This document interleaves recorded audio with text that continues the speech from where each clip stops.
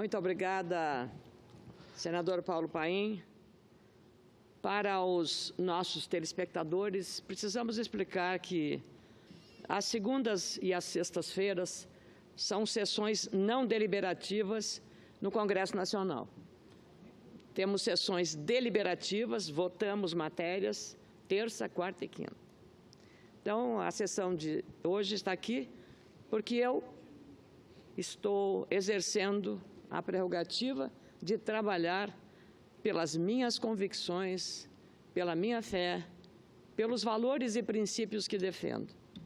E quando cheguei aqui, fiquei muito feliz de ouvir de uma das taquígrafas, com um olhar suave, um sorriso nos lábios, e eu a cumprimentei dizendo: que bom que você está trabalhando pelo Brasil.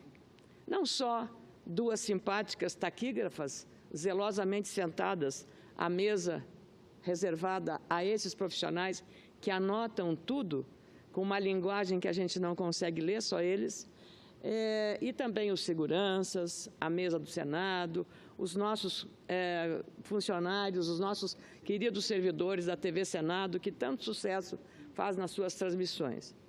E essa taquígrafa e também os garçons que vêm aqui servir para a gente a água e um cafezinho. E essa taquígrafa me disse o seguinte: senadora, o Brasil está precisando de muitas orações. E aí, recorrendo às redes sociais, encontro uma mensagem de um irmão meu, Arthur Lemos, uma mensagem muito emblemática e que é também, eu penso, uma lição para todos nós. É de Joana de Ângeles, para os kardecistas, as pessoas que são espíritas, mas isso vale não só para os espíritas, vale para qualquer ser humano. Disse ela: a ansiedade, o medo, o pessimismo, a ira, o ciúme, o ódio, são responsáveis por males que ainda não se encontram catalogados, prejudicando a saúde física, emocional e mental. Obrigada, Joana de Ângeles, por dar essa lição a todos nós, da necessidade, nos momentos agudos de crise, de muita temperança, de muito equilíbrio, de muita responsabilidade, de muito compromisso verdadeiro com este país tão fantástico, que todos têm certeza, realmente abençoado por Deus. E eu aqui estou, nesse dia em que, em várias cidades do nosso país, estão sendo feitas manifestações democráticas, a maior parte delas, porque aquelas que representam violência e agridem o direito do ir e vir do cidadão, elas não são democráticas no meu modo de vista. A paralisação, a greve está prevista aqui nesse livro sagrado nosso, que é a Constituição Brasileira, no seu artigo 9º. Então, não venham me dizer que a senadora aqui está contra a greve. Não. A própria Constituição nos manda respeitar a greve em qualquer categoria, seja no setor privado, seja no setor público. É o artigo 9º da Constituição Federal. E é exatamente por isso que eu aqui estou, para falar sobre essas questões. O senador Paim lembrou bem sobre que essa seria a maior greve de toda a história do país. Aliás, um líder diz: nunca antes na história desse país. E todos sabem o autor dessa frase.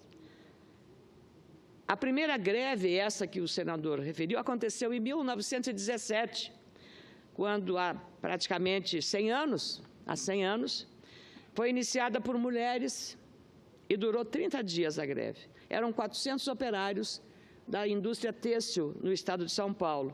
Em junho, precisamente, de 1917, décadas antes da consolidação, muitas décadas antes da consolidação das leis do trabalho da era getulista, da era Vargas, o chamado pai dos pobres.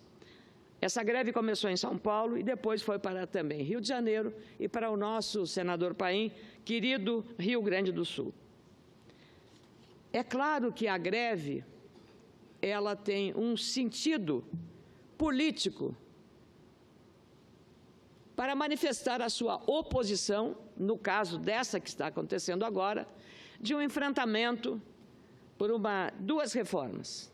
A reforma trabalhista, que foi aprovada pelo Congresso, e que foram mantidos os seguintes direitos dos trabalhadores: férias, 13º salário, fundo de garantia por tempo de serviço, aliás, herança do regime militar Castelo Branco, licença maternidade e paternidade, hora extra, adicional noturno e aviso prévio. Esses direitos estão assegurados no que foi aprovado na reforma trabalhista. Sabe o que tiraram? E sabe o que justifica, talvez, grande parte do que está acontecendo hoje no Brasil? Exatamente o recurso que sustenta a manifestação política, nem sempre comprometida com o interesse do trabalhador. O imposto sindical obrigatório para trabalhadores e para empregadores, patrões e empregados, se preferirem. Eu ouvi na Federação das Indústrias do Rio Grande do Sul uma representação de juízes e magistrados da Justiça do Trabalho reconhecerem que, em alguns casos, e a gente não deve generalizar, não gosta de generalizar, em alguns casos, o imposto sindical obrigatório serve, sim, para estimular a pelegagem, que não é propriamente o exercício legítimo da representação do sindicato e do interesse do trabalhador. Sou favorável à contribuição voluntária. Por quê? Porque o bom sindicato, aquele que trabalha em favor do trabalhador, aquele que tem compromisso com o trabalhador, vai trabalhar cada vez mais para ter força, voz e vez, para defender coletivamente os trabalhadores da sua categoria. Esse é o sentido. E muitas da mobilização é porque parte do recurso arrecadado do trabalhador para defender o seu direito é feito para manifestações que nem sempre estão associadas a esses interesses dos trabalhadores. São 15 mil sindicatos no Brasil e o volume de recursos que não é fiscalizado sequer pelo Tribunal de Contas da União, isso envolve recurso público, é inestimável e poderia servir também para apoiar trabalhos, por exemplo, de auxílio na profissionalização, na qualificação profissional, para resolver um gravíssimo problema que estamos vivendo hoje. Acaba de ser divulgado pelo IBGE os dados do desemprego. 14,2 milhões de trabalhadores e trabalhadoras desempregados. Pouca gente se refere a isso. 14,2 milhões de desempregados. 10 milhões e meio de trabalhadores e trabalhadoras sem carteira assinada. Para mim, esta é a maior precarização do mercado de trabalho. A informalidade, a carteira assinada não existente. Temos mais. Temos 4,1 milhões de empregados domésticos na informalidade. A propósito, e quem fala tem que dar exemplo, porque é muito bonito falar da boca para fora.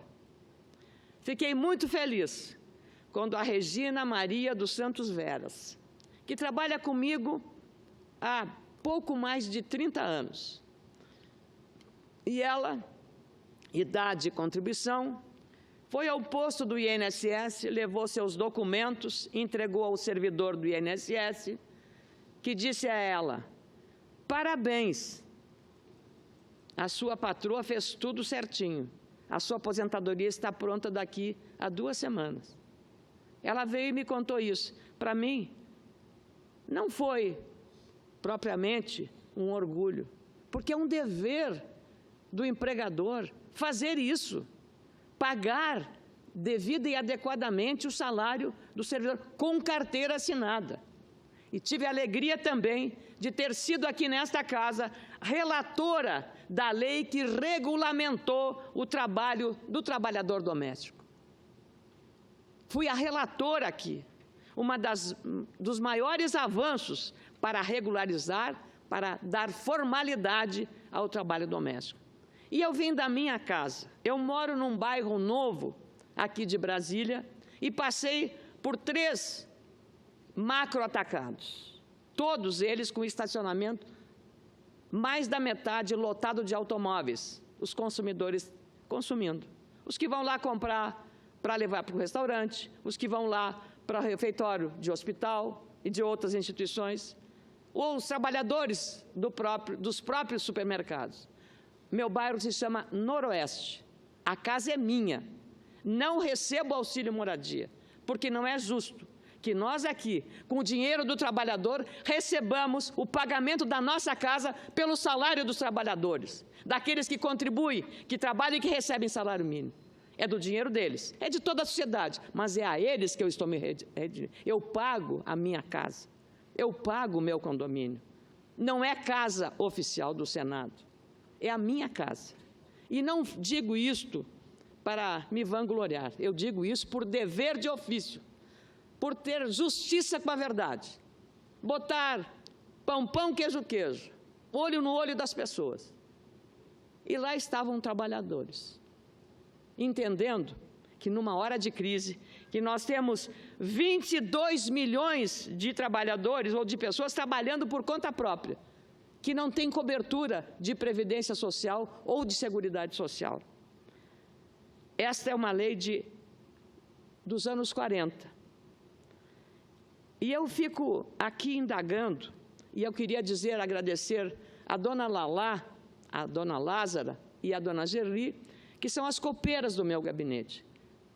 Elas informaram que, por falta de ônibus, não conseguiram vir, mas todo o meu gabinete está funcionando. Todos os funcionários conseguiram chegar ao trabalho. Esse é o compromisso que nós temos, porque é um valor que nós preservamos, é o compromisso com o país. Quanto mais trabalharmos, nós mais estaremos comprometidos com o interesse nacional. Eu queria trazer aqui também uma lembrança adequada, porque melhor de tudo é a gente refrescar a memória das pessoas que estão acompanhando o que está acontecendo no Congresso Nacional. Eu gostaria muito também que as centrais sindicais, e aí estão falando que o nome dos parlamentares que votarem a favor da reforma da trabalhista ou da Previdência serão colocados nas placas. Já estão sendo colocados os nomes dos senadores, o meu nome, já está em todas as listas, espalhado pelo Rio Grande do Sul. Então, nem chegou aqui e o meu nome já está espalhado que eu não votei nas reformas. Portanto, eu tenho um compromisso com a minha consciência, eu tenho um compromisso com o país, com o meu Estado. Já estão fazendo aquilo que só sabem fazer: massacrar, caluniar, tripudiar sobre o adversário político. Não há respeito ao contraditório. Eu não posso pensar diferente, eu tenho que pensar como eles querem. Não é assim. Democracia não é isso. Ninguém vai impor, ninguém vai colar nenhuma imposição à minha vontade. Aliás, nenhum trabalhador deveria ser tutelado por quem pretende impor a ele o que ele deve ou não deve fazer. Quem deve dizer isso é o próprio trabalhador, a própria trabalhadora. Ela tem que eleger, ele tem que eleger a sua prioridade. Em 2013, esse número, 2003, o presidente Luiz Inácio Lula da Silva, ex-presidente, no seu primeiro ano de mandato, obteve a primeira vitória no Congresso Nacional, com apoio, veja só, de tucanos e também dos democratas. Soube-se depois parlamentares comprados no mensalão. Se pretende, de fato, eu estou lendo aqui uma matéria publicada pela revista Veja, se pretende, de fato, atualizar o regime de aposentadorias e pensões do país, Michel Temer não pode ignorar o exemplo de quem? O exemplo de Luiz Inácio Lula da Silva. A reforma da Previdência de 2013 foi a primeira grande vitória do petista na presidência da República. Para aprová-la, o petista teve de dobrar dura resistência dentro do próprio partido, um deles está aqui, o senador Paim, dos sindicatos e movimentos sociais. O texto final da reforma da Previdência do Lula só passou no Congresso com o apoio de boa parte do PSDB e do então PFL, agora Democrata. E como se descobriu no escândalo que estourou em 2005, de parlamentares comprados no mensalão. A reforma de 2003 mirou essencialmente distorções do setor público, taxou servidores inativos, fixou a idade mínima para a aposentadoria e estabeleceu teto para o benefício.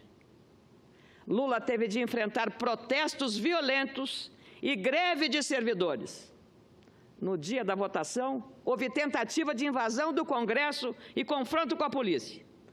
A franja mais radical do PT não se dobrou ao Planalto, nem o Planalto a ela. Parlamentares rebeldes acabariam expulsos do partido com o aval de Lula para depois lançar o hoje PSOL. Luiz Helena, Babá, Luciana Genro. Volto ao texto da Veja. A aprovação da reforma da Previdência recoloca o Brasil nos trilhos, foi a chamada de capa da revista Veja.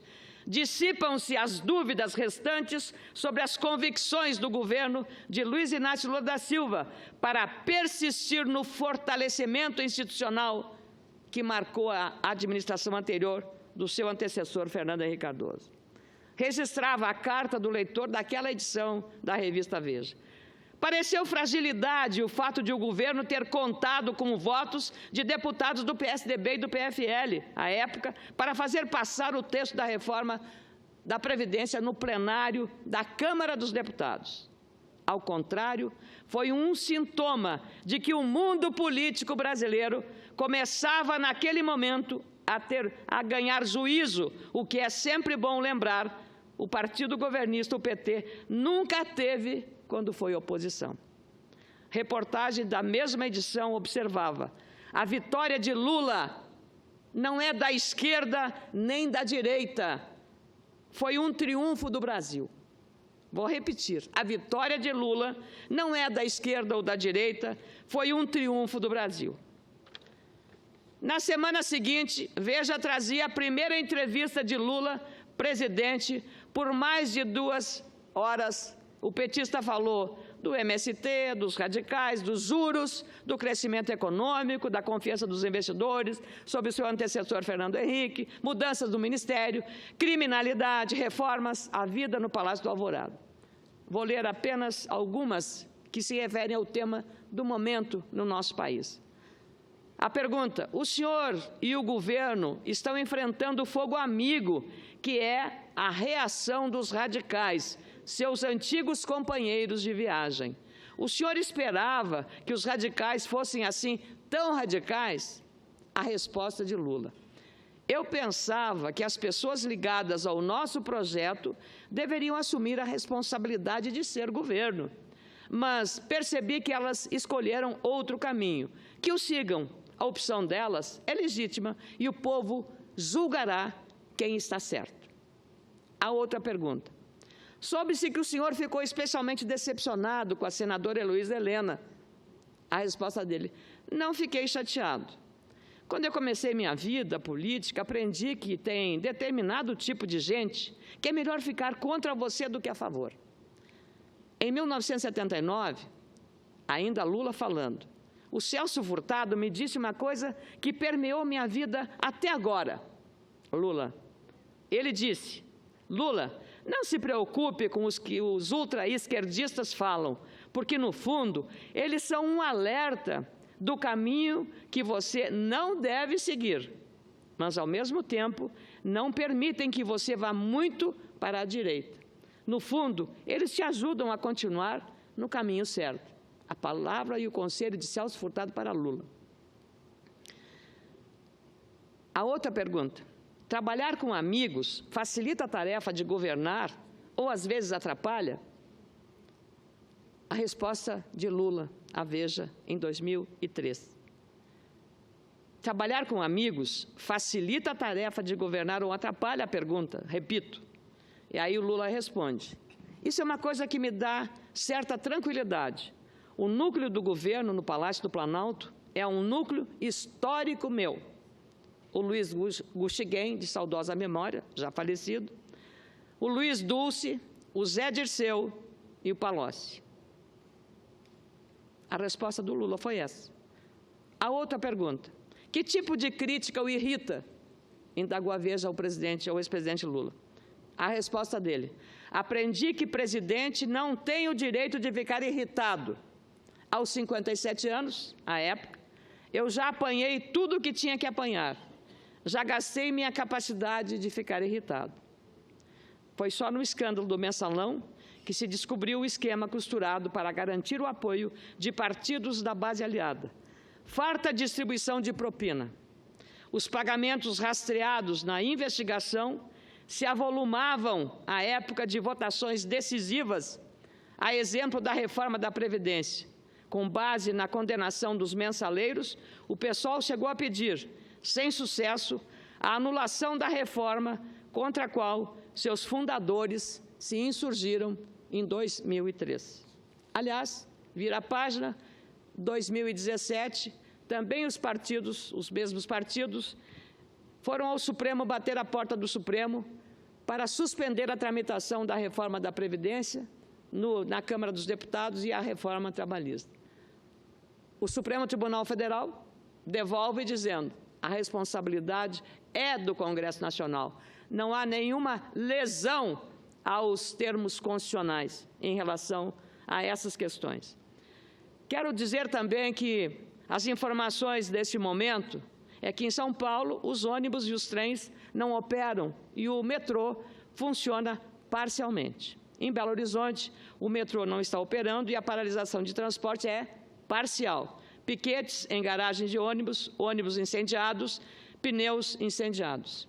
Em Brasília, ônibus não saíram das garagens, apenas os ônibus que operam na informalidade, os chamados piratas, que serviram os trabalhadores que quiseram trabalhar. O metrô, com estações fechadas e pistas de acesso ao aeroporto foram bloqueadas, pelo menos num determinado período, já foram reabertas. E em Porto Alegre, ônibus urbanos ou trens circulando na capital e principais cidades do interior. O aeroporto funciona normalmente e o movimento nas ruas é pequeno. Esse é o relato que está vindo agora, e a imprensa que foi tão atacada e continua sendo atacada pelos grupos que são parte da oposição mais radical ao governo atual, ou pode ser até o país, estão agora muito dando uma versão de que a mídia está contra eles, que a mídia é contra, que a mídia é uma mídia golpista, que a mídia é uma mídia que não está sendo suficientemente objetiva na informação, pois todas as televisões, Globo, SBT, Record, todas as televisões estão transmitindo ao vivo tudo o que está acontecendo no país, tudo.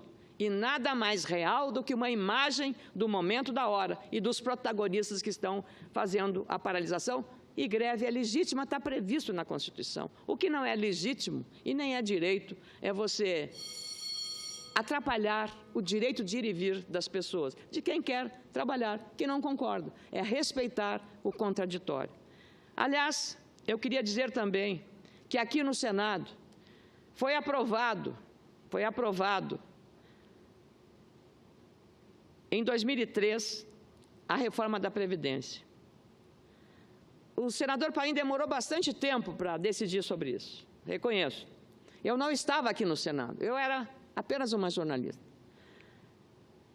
Aí havia um mistério: como votará o senador Paim? O senador Paim declarou o seguinte: ele era, à época, vice-presidente da Casa. Declarou na tribuna que vai votar pela aprovação, isso é o Jornal do Senado, vai votar pela aprovação da reforma, que deve ser apreciada em primeiro turno ainda nesta quarta-feira. Ao anunciar sua decisão, ele teve manifestações, nem vou falar aqui o que aconteceu, e eu queria dizer: de acordo com o senador Paim, é necessário reconhecer durante um processo de negociação, a hora certa de ceder. Em todo o processo de debates em torno da proposta do relator Tião Viana, atual governador do PT do Acre, Paim disse que votaria contra a reforma caso 4 pontos do texto não fossem alterados: subteto, inativos, paridade e transição. Abre aspas para o senhor, senador Paulo Paim. O bom negociador sabe que negociar é avançar e saber ceder. Palmas para o senhor. Me permite, já que a senhora citou o meu nome? Só vou terminar para aí o senhor aí faz a sua. Fizemos muito e temos muito a fazer. Mas na hora em que eu não acreditar mais na palavra do presidente Lula, tenho que deixar o partido e a política. Por isso acredito que a PEC paralela, proposta pelo senhor, seja votada em janeiro e que nós conseguiremos avançar. Por isso, nosso voto será favorável, disse o presidente. Agora, com esse esclarecimento da PEC paralela, abro para o senhor. O aparte que eu peço a Vossa Excelência, pode ver que em nenhum momento eu fiz qualquer tipo de aparte, como Vossa Excelência também, na presidência, teve todo o cuidado de deixar que eu desenvolvesse todo o meu raciocínio. Mas como Vossa Excelência, nesse momento, cita o meu nome, eu me lembro como se fosse hoje, eu espero que a gente chegue aqui, nessa visão que eu tenho, e que esse Senado aprove aquilo que eu quero. Aquele dia, senadora, essas galerias estavam lotadas. Eu dialoguei com todos os dirigentes sindicais do país. Eles disseram: Paim, tu está certo. Vá à tribuna e defenda o teu ponto de vista. Agora, nós vamos acreditar na proposta que é um substitutivo, e aí o desafio do seu governo. O governo que a senhora ajudou a eleger, queremos ou não, como a senhora cita, com toda a facilidade do PT, sobre esse ou aquele, eu poderia estar o PP, mas não o farei. Porque eu não gosto de ficar nesse debate pequeno, atacando essa ou aquela liderança ou desse ou daquele partido. Mas ficaria no grande debate. Essas galerias estavam lotadas. E eu fui ali defender a PEC paralela. Digo, aceitem o substitutivo construído por mim e Tião Viana. E teve setores na galeria que disseram: esse substitutivo nunca será aprovado. Eu digo, será aprovado. Nunca será aprovado. Então, aqueles que me desafiaram naquele momento tiveram que me engolir. Naquele mesmo ano, demorou 8 ou 9 meses, aprovei na Câmara e no Senado o meu substitutivo, construído com o senador Tião Viana, que salvou grande parte dos trabalhadores do país. E hoje, senadora, se você quiser ir no meu gabinete em Canoas, eu tenho lá um andar que é só de medalhas que recebi. São mais de 5 mil medalhas do Brasil todo em serviço prestado à classe trabalhadora. E sabe quem é que são as maiores medalhas? Exatamente daqueles que estavam aqui, rendendo as suas homenagens, que eu estava com razão em relação à PEC paralela. E a PEC paralela é lei. Governo Temer, meu desafio que fiz a Lula, faço a você. Eu apresento um substitutivo. Você rejeitamos, aprovamos em parte, enfim, tiramos ali as maldades, e você concorda com o meu substitutivo, nós faremos mudança. Você concorda? O Lula concordou. E por isso que a PEC paralela foi aprovada por unanimidade. Eu, senadora, tenho 32 anos de parlamento. Enfrentei todos aqui, até o Centrão no passado. Só que o grupo montado hoje é 10 vezes pior que o Centrão. E a reforma que esse governo mandou, eu desafio a qualquer... Só para concluir, eu vou parar aqui. Desafio a qualquer um especialista. Compare a reforma apresentada por Fernando Henrique, por Lula, por Itamar, por Guizé Sarney, por Dilma, e essa proposta aqui, desse governo. Não tem comparativa, é como o lambari e o tubarão a sugar o sangue da nossa gente. Por isso que ela é inaceitável. Houve greve como essa de hoje em todo o país, contra os governos anteriores? Nenhum. Isso foi o absurdo do absurdo. E por isso eu estarei na tribuna e farei o mesmo desafio. Aprovem a minha proposta, que com certeza nós temos resposta para a Previdência continuar mais superavitária ainda. Eu só farei a parte quando citarem meu nome, senão eu não farei. Deixo Vossa Excelência expressar todo o seu ponto de vista. Nem seria necessário invocar o artigo 14, senador Paim, porque eu estou fazendo um relato da história, claro. E a história, ela está escrita. Está lá que eu aprovei a PEC paralela. Escrita e registrada e gravada. E não as vozes estão. Aliás, lembro até, porque Vossa Excelência mencionou o senador Pedro Simão, ele também esteve do seu lado. A Agência Senado diz que o senador Pedro Simão também assegurou voto favorável à reforma Opa, desculpe, senador.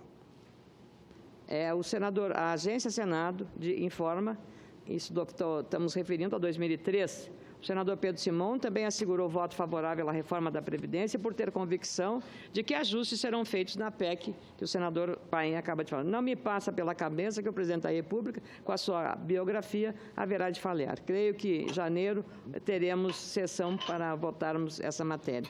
Eu trago aqui essas questões porque nós precisamos ter em mente exatamente o que está acontecendo em nosso país em relação ao momento de crise, de violência, de instabilidade.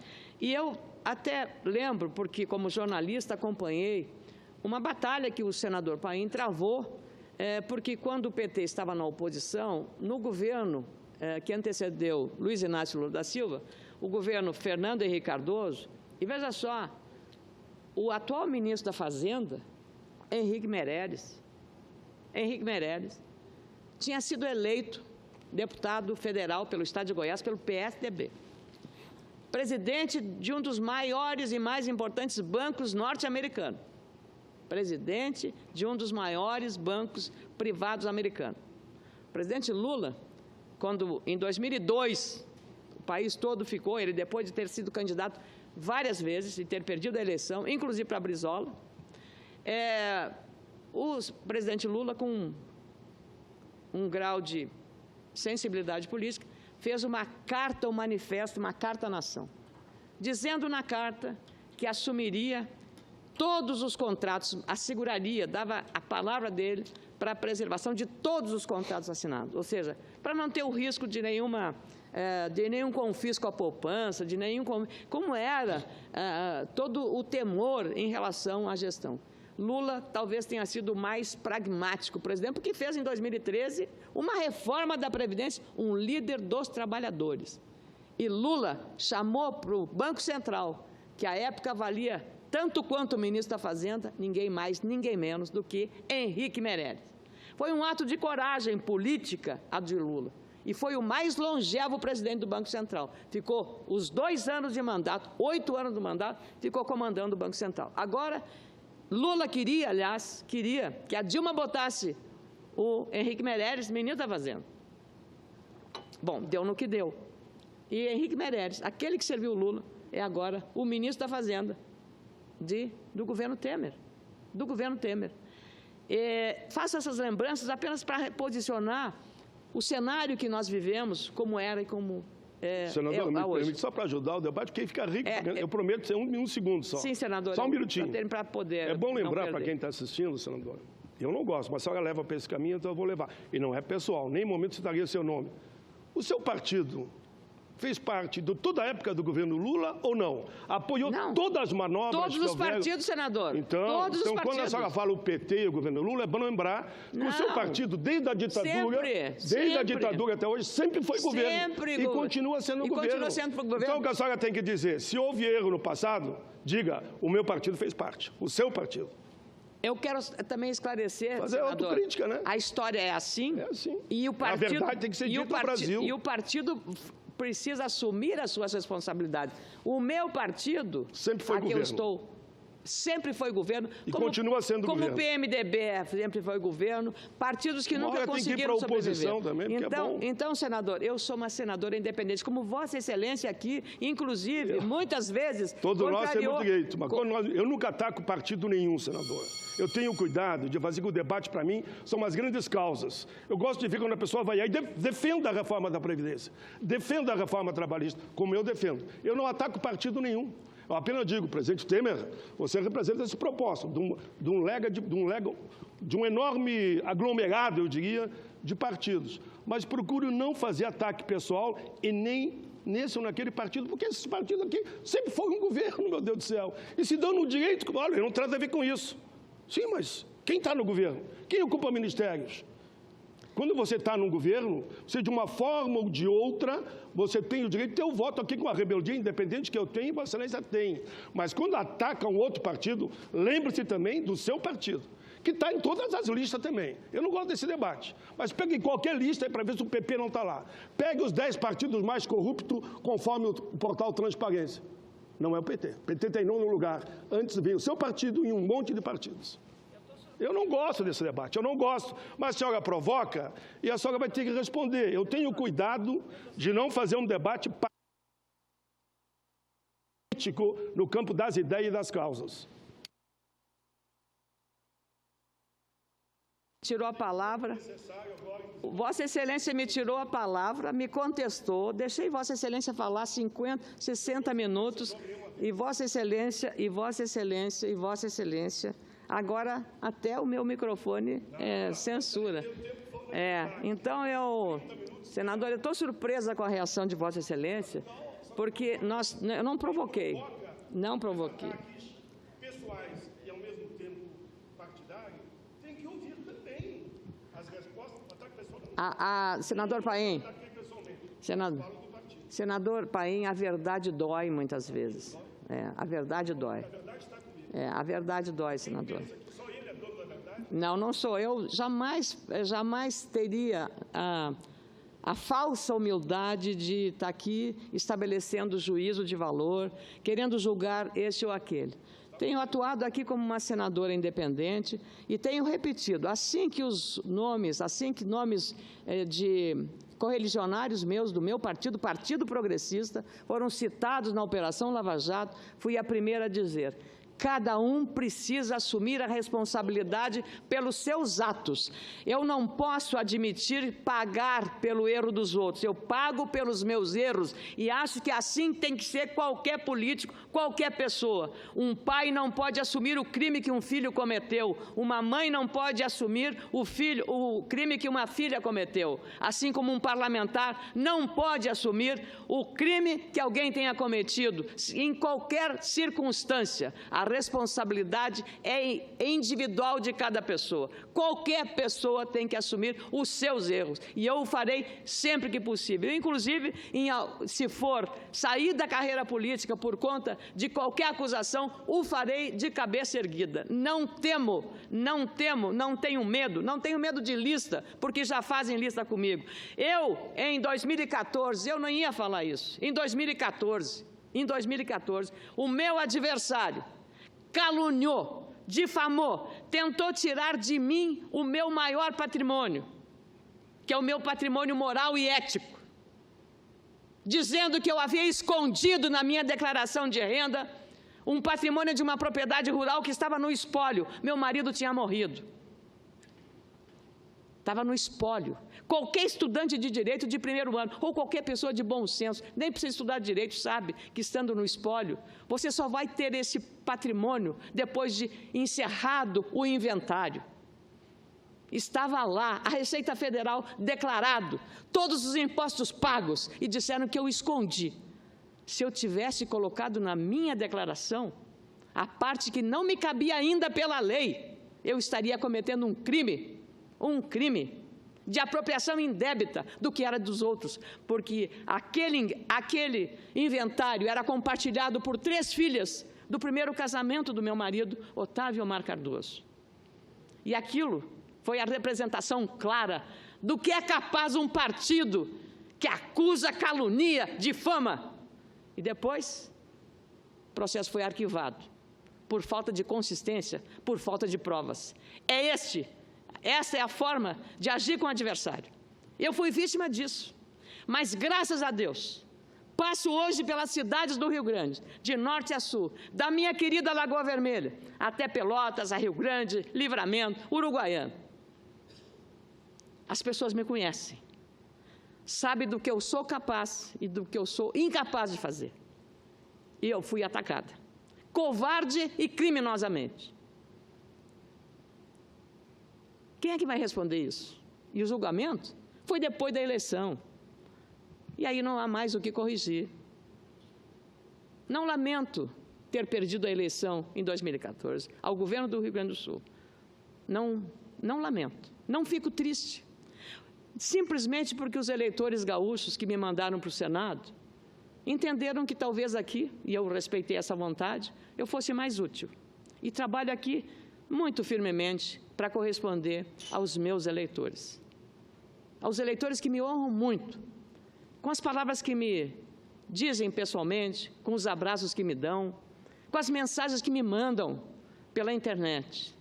Felizmente, já tenho no Facebook mais de 500 mil seguidores, espontaneamente, nada comprado, nada alugado, nada contratado. Me escrevem e me acompanham porque querem, de norte a sul do Brasil.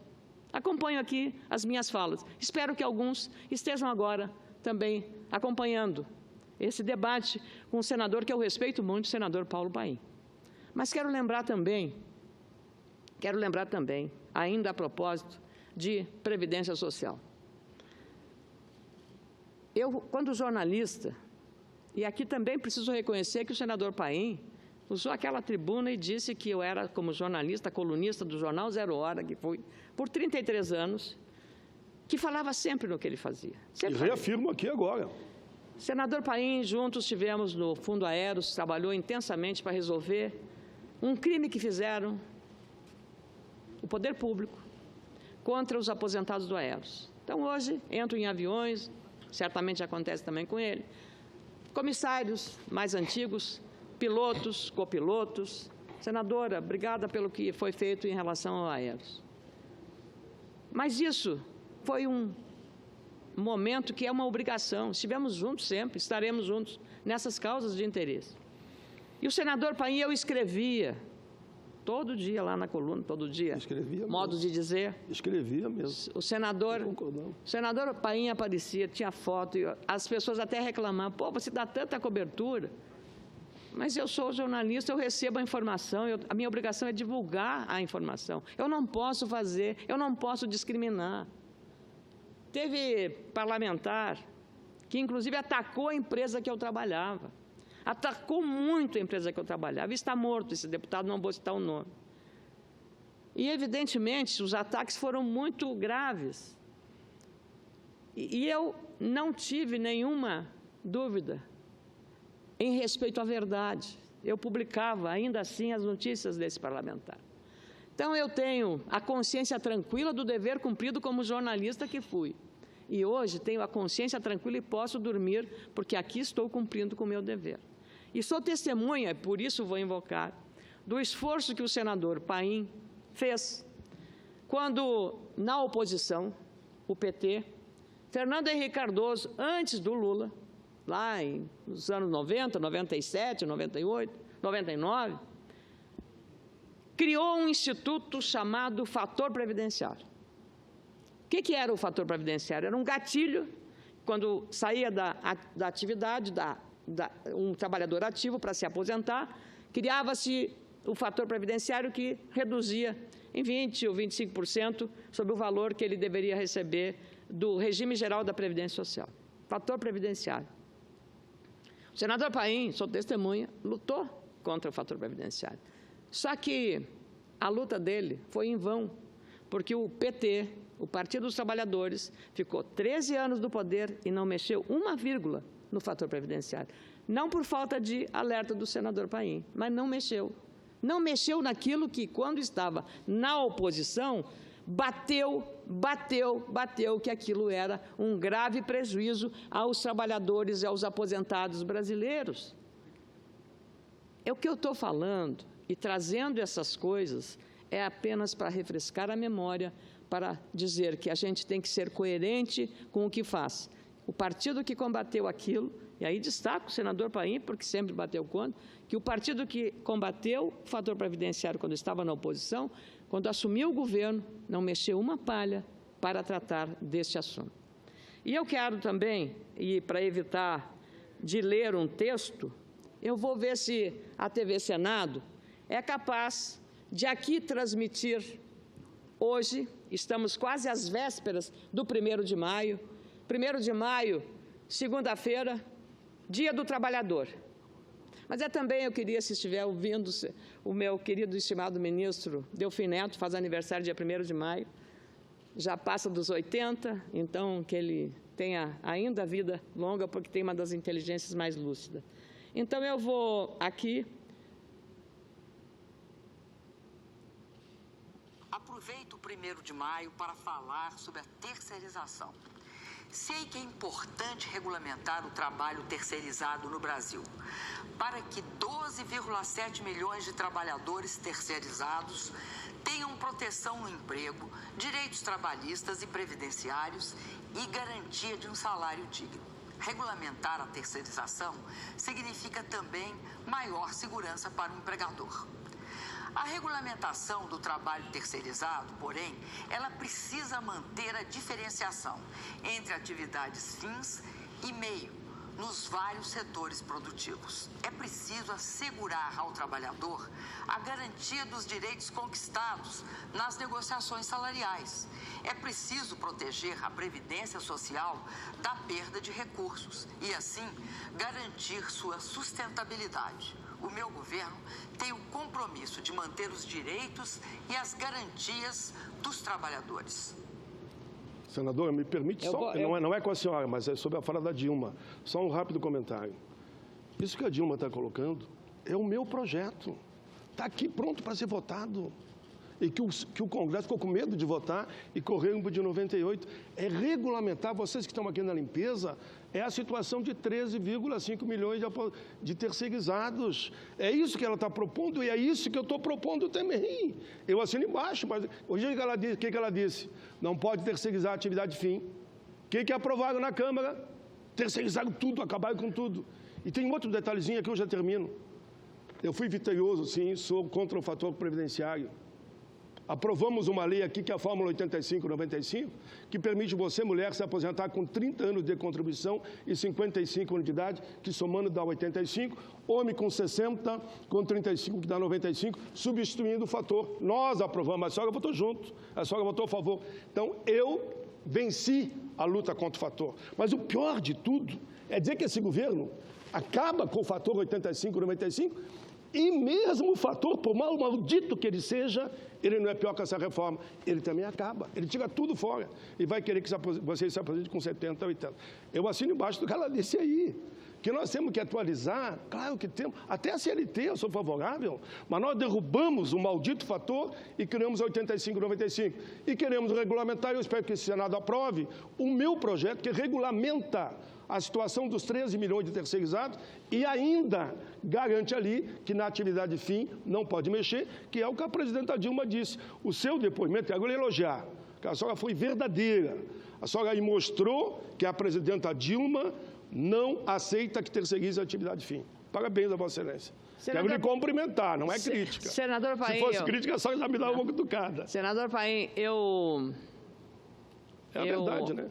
É que eu vou lhe dizer, eu tive assim, na formação profissional como jornalista, só numa empresa, 33 anos, 7 anos mais na difusora de saudosa memória, hoje Bandeirantes, Rádio Guaíba, Rádio Gaúcha, a Rádio Gaúcha, a RBS TV hoje, é ter um zelo com os fatos, cuidar dos fatos, como eles são. Mas eu, então, com o senso de observação de repórter, e talvez as mulheres têm uma intuição aguçada, uma percepção das coisas, pela nossa natureza, desses aspectos da alma feminina, de ter um senso de observação muito grande. Eu vi muitos cartazes, senador, aqui dentro do Senado, com a seguinte expressão: terceirização é escravidão. Terceirização é escravidão. Aí depois, como a Dilma tinha defendido a regulamentação da terceirização, ficaram certamente um pouco, se a presidente da República está dizendo que quer regulamentar a terceirização e que é importante para formalizar, para dar mais garantias a esse trabalho. São isso que nós defendemos, as garantias que hoje eles não têm. O que é mais precário do que a falta de emprego? Ou do que emprego sem carteira assinada? Ou de informalidade? O que é mais precário do que isso? A regulamentação, senador Paim, é isso que eu estou trazendo aqui. E havia, então, terceirização é escravidão. Aí depois tiraram escravidão e ficou, para não ficar chocado com isso, escravidão fragilização, precarização. Precarização é a palavra. Então, eu vou lhe dizer, senador, sinceramente, uma coisa. Eu ouvi uma entrevista muito eloquente do ex-presidente do Uruguai, José Mujica.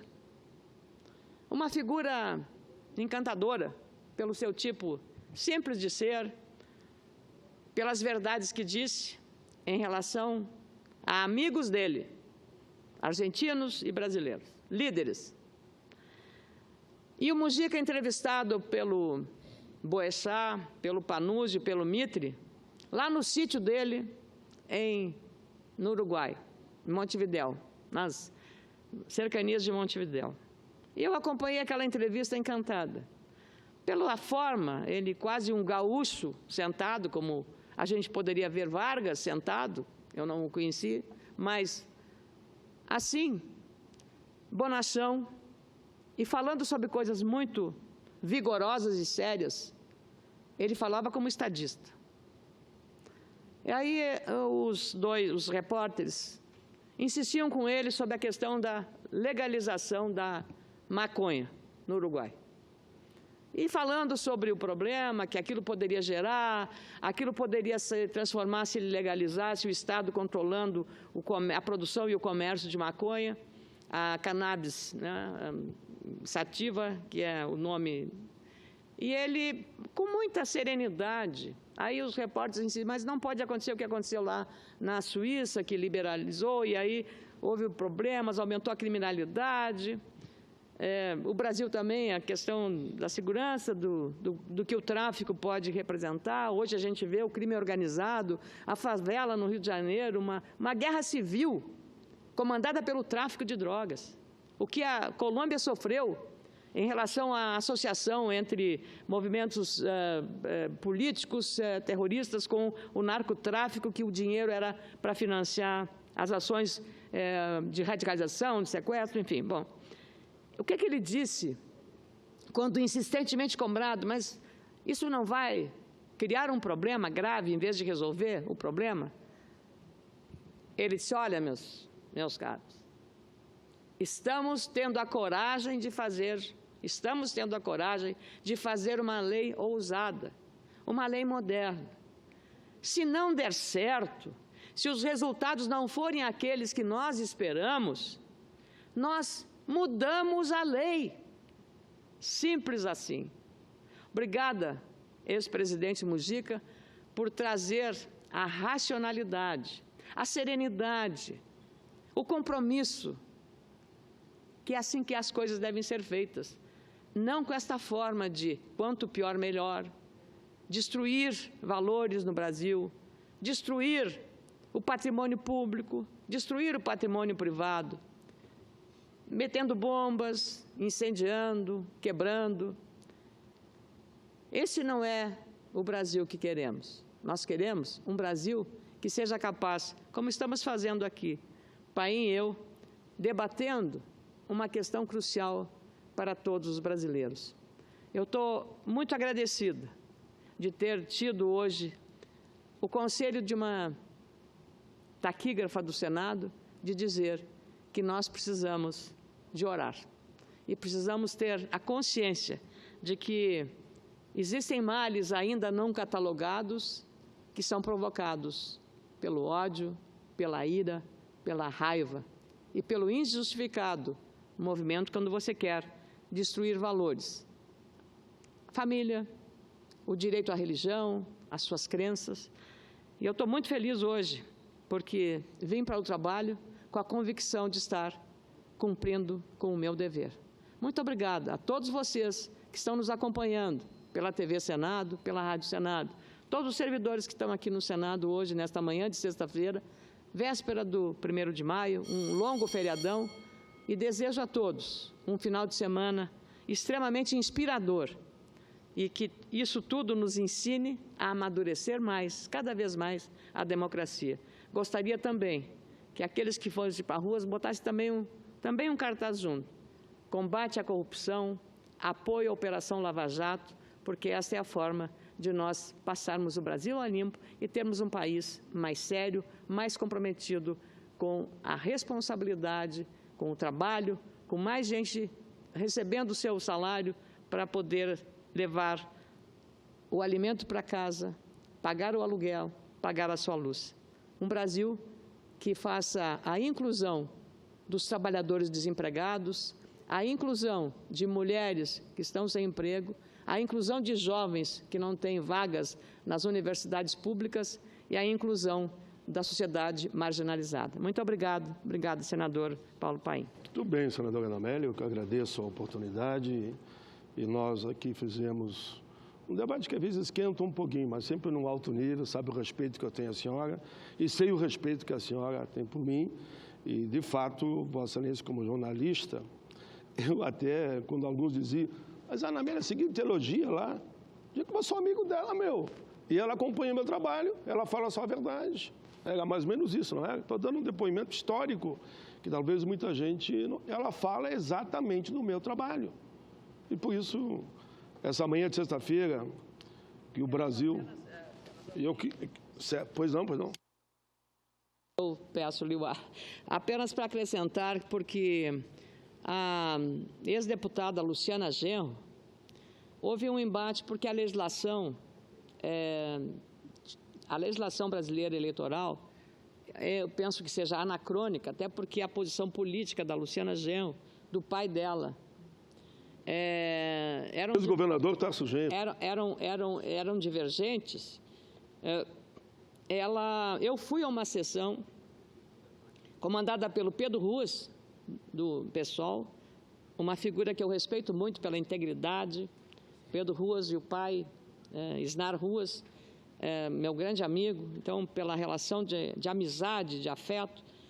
Fui a um evento que foi num auditório da Universidade Federal do Rio Grande do Sul, se não me engano, ou de um evento lá, para que ela tivesse o direito de poder concorrer naquela eleição. E ela foi proibida pela lei. Eu acho que essa lei não justifica exatamente essa limitação. Então, só para dizer que, acima de uma convicção ideológica e da divergência que tenhamos do ponto de vista ideológico e político, eu tenho sobre mim valores que estão acima deles, que são os direitos relacionados àquilo que eu considero chamado senso comum. O senso comum me dizia que aquele gesto era um direito que tinha para eu estar lá. Não queria dizer que eu estava lá apoiando toda a ideologia da deputada Luciana Genro, mas eu estava lá apoiando um direito legítimo, não só ela, a qualquer pessoa na mesma circunstância que estivesse enfrentando aquela barreira relacionada ao trabalho. E aproveito, senador Paim, no seu nome, a saudar todos os trabalhadores brasileiros por segunda-feira, que nós não viremos trabalhar, e segunda realmente nós não viremos trabalhar, pelo Dia do Trabalho. Eu acho que é uma celebração mundial.